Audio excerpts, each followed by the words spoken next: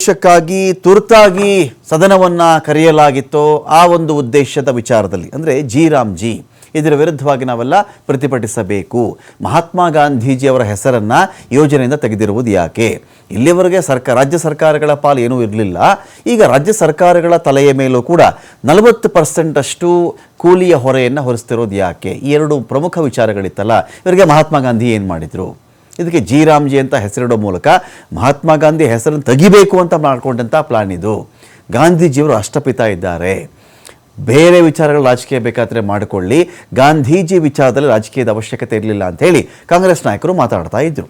G ವಿರುದ್ಧದ ನಿರ್ಣಯ ಅಂಗೀಕಾರಕ್ಕೆ ಮನವಿ ಮಾಡಿಕೊಂಡಿದ್ದರು ಮುಖ್ಯಮಂತ್ರಿಗಳು. ನಿರ್ಣಯ ಅಂಗೀಕರಿಸಿ ವಿಧಾನಸಭೆಯ ಕಲಾಪವನ್ನು ಅನಿರ್ದಿಷ್ಟಾವಧಿಗೆ ಮುಂದೂಡಿಕೆ ಮಾಡಲಾಗಿದೆ.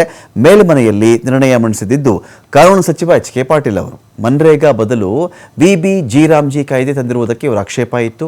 ಕಾಯ್ದೆಯ ಸ್ವರೂಪ ಹೆಸರು ಬದಲಾವಣೆ. ಇದರಲ್ಲೇನಾಗಿದೆ, ಈ ಹೆಸರು ಬದಲಾವಣೆ ಅನ್ನೋ ವಿಚಾರ ಇದೆಯಲ್ಲ, ಇದು ಕಾಯ್ದೆಯ ಸ್ವರೂಪಕ್ಕಿಂತ ಜಾಸ್ತಿ ಚರ್ಚೆಯಾದಂಥ ವಿಚಾರ. ವಾಸ್ತವದಲ್ಲಿ ಏನಾಗಿದೆ, ಮೊದಲು ಪೂರ್ತಿ ಕೂಲಿ ಹಣವನ್ನು ಕೂಡ ಕೇಂದ್ರವೇ ಕೊಡ್ತಾ ಇತ್ತು. ಈಗ ಕೇಂದ್ರ ಏನು ಮಾಡ್ತಾ ಇದೆ, 60% ಮಾತ್ರ ನಾನು ಕೊಡ್ತೀನಿ ಅಂತ ಕೆಲವು ರಾಜ್ಯಗಳಿಗೆ, ಕೇಂದ್ರಾಡಳಿತ ಪ್ರದೇಶಗಳಿಗೆ ನಾನೇ ವಹಿಸ್ಕೋತೀನಿ ಅಂತ ಹೇಳಿದೆ. ಅದು ಬೇರೆ ವಿಚಾರ. ರಾಜ್ಯಗಳ ವಿಚಾರದಲ್ಲಿ 60% ಕೇಂದ್ರದ್ದು, 40% ರಾಜ್ಯಗಳು ಭರಿಸಬೇಕು ಅಂತ ಆಯ್ತಲ್ಲ, ಇದು ಜಾಸ್ತಿ ಚರ್ಚೆ ಆಗಬೇಕಾಗಿತ್ತು. ಆದರೆ ಯಾವಾಗಿದ್ದು ಮಹಾತ್ಮ ಗಾಂಧಿ ರಾಷ್ಟ್ರೀಯ ಗ್ರಾಮೀಣ ಉದ್ಯೋಗ ಖಾತ್ರಿ ಯೋಜನೆ ಅನ್ನೋ ಒಂದು ಇಡೀ ಯೋಜನೆಗೆ ಹೆಸರಿತ್ತಲ್ಲ, ಅದರಿಂದ ಮಹಾತ್ಮ ಗಾಂಧಿ ತೆಗೆದು ಜಿ ಅಂತ ಹಾಕಿದ್ರು, ಅದು ಜಾಸ್ತಿ ಚರ್ಚೆ ಆಯಿತು. ಮಹಾತ್ಮ ಗಾಂಧಿ ಹೆಸರು ಯಾಕೆ ತೆಗೆದ್ರಿ ಅಂಥೇಳಿ. ಇಲ್ಲಿ ರಾಜ್ಯಗಳ ಮೇಲೆ 40% ಹೊರೆ ಕೂಡ ಒಂದು ಕಡೆ ಬರ್ತಾ ಇದೆಯಲ್ಲ, ಅದು ಚರ್ಚೆ ಆಗಿದ್ದು ಕಡಿಮೆ. ಹೊಸ ಕಾಯ್ದೆ ಮೂಲಕ ಪಂಚಾಯಿತಿಗಳ ಅಧಿಕಾರವನ್ನು ಮೊಟಕು ಮಾಡುವಂಥ ಹುನ್ನಾರ ಇದರಲ್ಲಿ ಅಡಗಿದೆ. ಸ್ಥಳೀಯ ಪ್ರದೇಶಗಳಲ್ಲಿಯೇ ಉದ್ಯೋಗ ಖಾತ್ರಿ ದೊರೆಯದಿರುವ ಒಂದು ಆತಂಕ ಇದೆ. ಎಲ್ಲವೂ ಕೇಂದ್ರ ಸರ್ಕಾರದ ನಿರ್ದೇಶನದಂತೆ ನಡೆಸಬೇಕು ಅಂತ ಹೇಳಿ ನಿರ್ಧಾರ ಮಾಡಿದ್ದಾರೆ. ಇಂತಹ ಜನವಿರೋಧಿ ಜಿ ಕಾಯ್ದೆ ನಮಗೆ ಬೇಡ, ಮನ್ರೇಗಾ ಮರು ಜಾರಿ ಮಾಡಿಬಿಡಿ ನೀವು ಅಂತೇಳಿ ಕೇಂದ್ರಕ್ಕೆ ಆಗ್ರಹಿಸಿ ನಿರ್ಣಯವನ್ನು ಅಂಗೀಕರಿಸಲಾಗಿದೆ.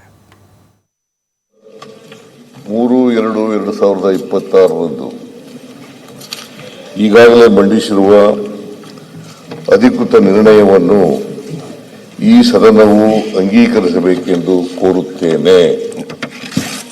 ಮಾನ್ಯ ಮುಖ್ಯಮಂತ್ರಿ ಅವರು ಮಂಡಿಸಿರುವ ಅಧಿಕೃತ ನಿರ್ಣಯವನ್ನು ಈಗ ಸಭೆ ಮತಕ್ಕೆ ಹಾಕುತ್ತೇನೆ.